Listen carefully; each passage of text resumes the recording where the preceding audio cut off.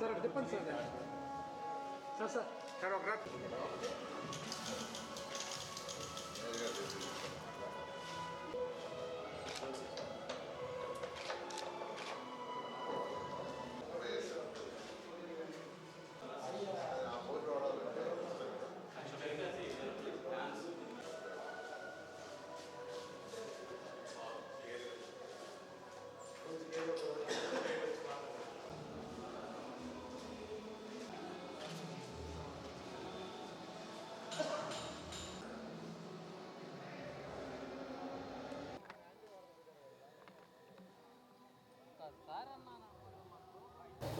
నెల్లూరు నడివట్లో ఉండే VR high స్కూల్ని P4 programme ఏదైతే ముఖ్యమంత్రి గారు ఇచ్చారో ఆ యొక్క P4 ప్రోగ్రాంలో భాగంగా ఈరోజు అటు ఎన్సీసీ వారు అటు మా పిల్లలు కొంతమందిని అడాప్ట్ చేస్తూ ఈ స్కూల్ని యాక్చువల్గా డెవలప్ చేస్తున్నారు.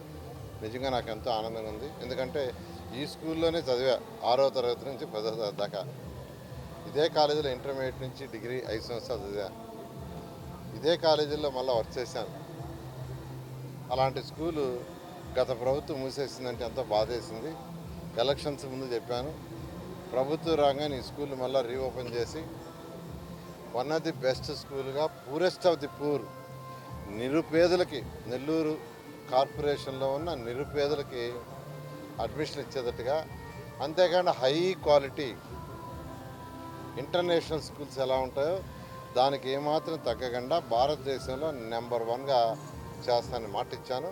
ఆ మాట ప్రకారం ఈరోజు అటు ఎన్సీసీ గ్రూప్ వారు, అదేవిధంగా మా పిల్లలు, మా కుమార్తెలు, అల్లుళ్ళు వీళ్ళందరూ కలిసి ఒక చక్కగా దీన్ని 85% తీర్చిదిద్దారు. మరొక 15% ఉంది. ఇది కూడా నేను అనుకోవటం మరొక 4-5 రోజులు అవుతుంది. స్కూల్ 12వ తేదీ రీఓపెన్ చేయాలి. కానీ కొద్దిగా వర్క్స్ ఉండటం వల్ల పిల్లలకు అసౌకర్యం కలగకూడదని దీన్ని ఒక వారం పాటు పోస్ట్పోన్ చేసి ఈ మండే కాకుండా నెక్స్ట్ మండేకి దీన్ని ఓపెన్ చేసేట్టుగా ప్లాన్ చేసాము. ఒక వారం వెనకబడతారు. ఏదైతే సిలబస్ ఆ వారం కవర్ చేయాలో దాన్ని యాక్చువల్గా అధ్యాపకులను కూడా కవర్ చేసేటట్టుగా చేయమని ఆల్రెడీ ఇన్స్ట్రక్షన్ ఇచ్చాను. ఇది one of the best school. 2000 మందికి నేను అడ్మిషన్ వచ్చి చేస్తానన్నా.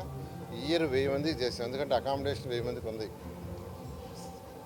1000 మందికి ఉంది. నెక్స్ట్ ఇయర్ మరొక 1000 మందికి యాక్చువల్గా ఇక్కడ ఏర్పాటు చేయడం జరుగుతుంది.